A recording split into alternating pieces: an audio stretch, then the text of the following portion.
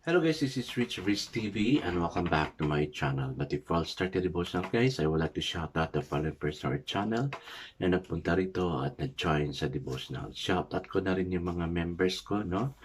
To Heart Consalan, Mami Rose Crap, and Connie Vlog. Shout out na rin sa mga uh, pumupunta rito, no? To Yans TV, Pinbert Tolpo, Retro Vlog, Jocelyn Studio, SSC TV of Korea, Michael Aborita, Honila, Bernadette Haro, Jerry Abo, Vin Lawrence Chonko, French Shendo, Kim Sari Incason, Mary Jane Ispares, Ronald Amihana, Hershey's Imijas, Kyle Dawaja, Stain Dimalig, Hilya Rosaroso, Trixie Claire, Ashley Moreno, Andrea Oxinia, Neil Bisnar, Felix Dopo, Alan Chan Llagas, Leah Alcolar, Nicole Salceda, Jodeline Buenafe, Elvigin Walo, Samantha Camille, Rachel Calderon, Dale Ramos, Lirian Lubitos, Dominic Daomar, Kim Lago, Carl Valientes, and Sunshine Morga. Shoutout na rin sa mga hindi nakisabay na manood sa devotional, but still napunta pa rin dito para manood at makinig sa devotional.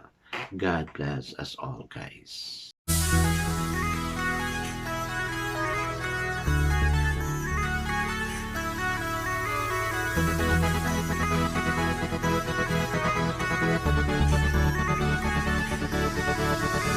Rich TV, where you heard it, number one is on the top.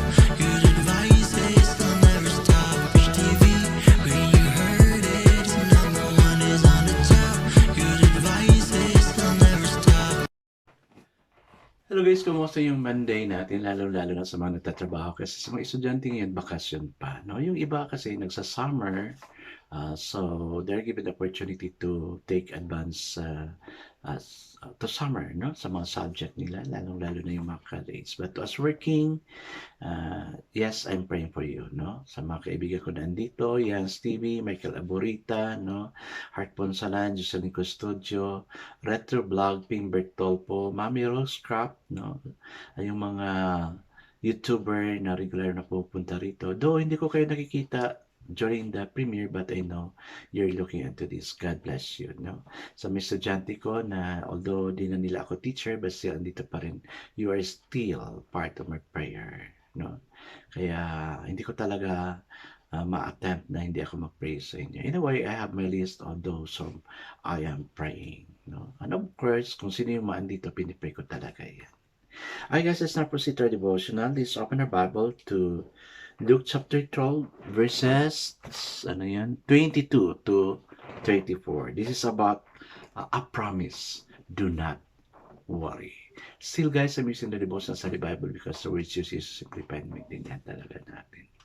Okay, the word of the Lord in Luke chapter 12, verses 22 to 34 says, Then Jesus said to his disciple, Therefore I tell you, do not worry about your life, what you will eat, or about your body, what you will wear.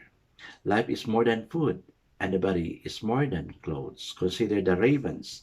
They do not sow or reap. They have no storeroom or barn, yet God feeds them. And how much more valuable you are than birds.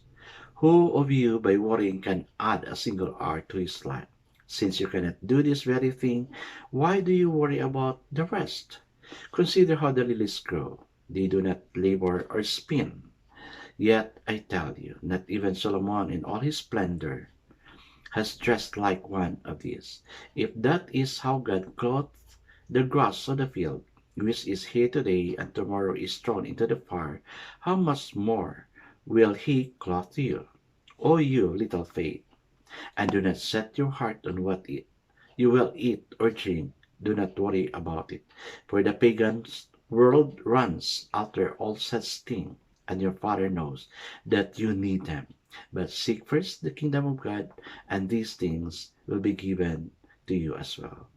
Do not be afraid, little flock, for your Father has been pleased to give you the kingdom. Sell your possessions and give to the poor. Provide purses for yourself that will not wear out, a treasure in heaven that will not be exhausted, where no thief comes near and no moth destroy. For where your treasure is, there your heart will be also. Amen and amen. I guess let's not pray.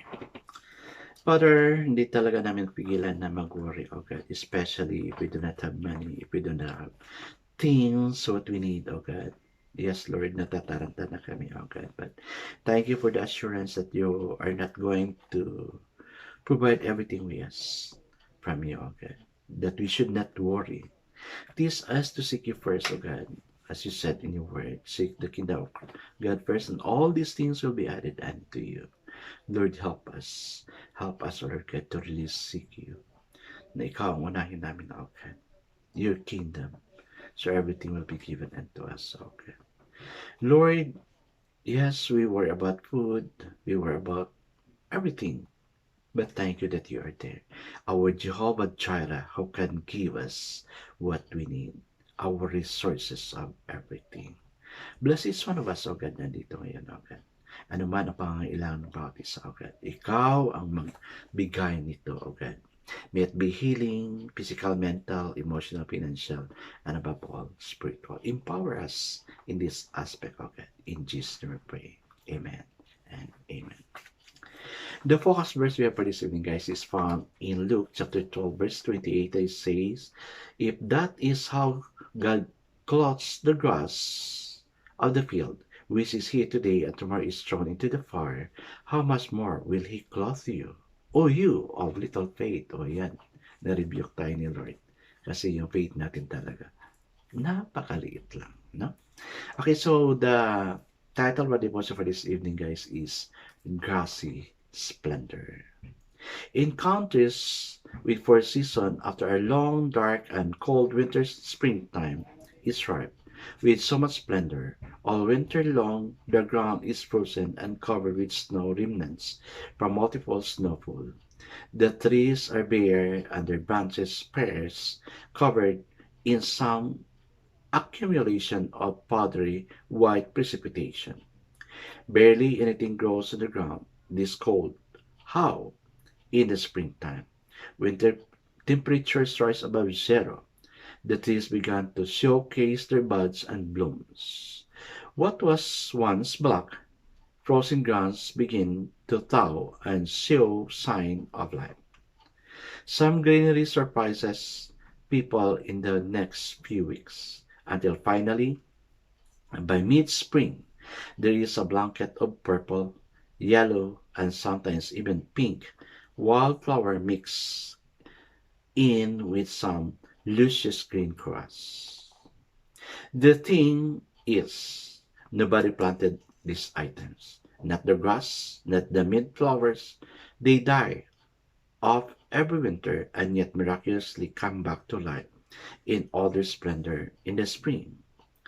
If God can plan nature out to be beautiful, so wonderfully glorious in their respective season, how much more detail do you think God is planning out of your life in verse 20?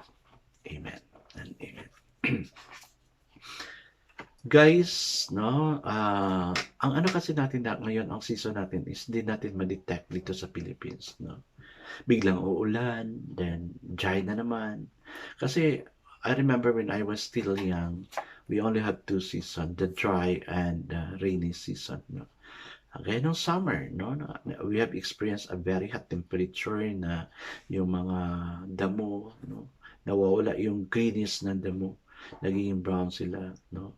We have a beautiful mountain here in Bukidnon na describe siya as the New Zealand of the Philippines.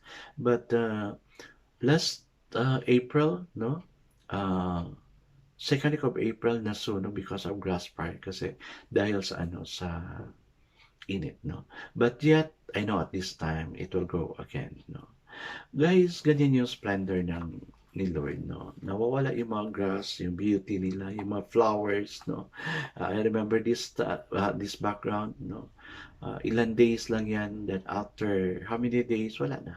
Balik na naman siya sa niya. Kaya during this season, no, pag springtime nila, napakaganda talaga ng lugar nito. Life is like that. God meant our life to be beautiful, no? To be beautiful. Well, barrenness is sometimes there in our life, but God's abundance is always there. Na hindi tayo dapat mag-worry. Yes, isa din ako dyan sa mga nag-worry. Hindi ko talaga maiwasan mag-worry. No? Time will really come, but let's go to God, ask to God kung ano yung pangailangan natin. And for sure, God will really give us what we need. I guess that's not pray. Father God, you are the source of everything, and thank you that you are the richest King because you're our God, the owner of everything. The whole earth is yours. And then we ask you, God, of what we need. You have even given us your one and only Son. How much more for the things we need?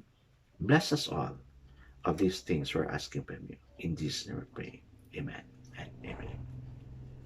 Guys, my question dito, and I want you again to meditate on it right after this devotion. Now, ask yourself about this question and answer it yourself also.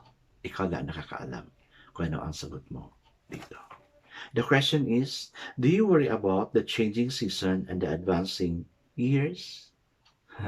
Yes, I will have to meditate on it also. Yes, life is fleeting, even more so for the blades of grass, yet they grow in splendor. How does thinking about this help change your perspective? Guys, ikaw lang ang nakakaalam ko ng sagot mo. Only you and God knows about it. God bless us all, guys, because I know that your best is 10 times better. This again is Rich TV. Kita-kita tayo ulit sa muli. Paalam!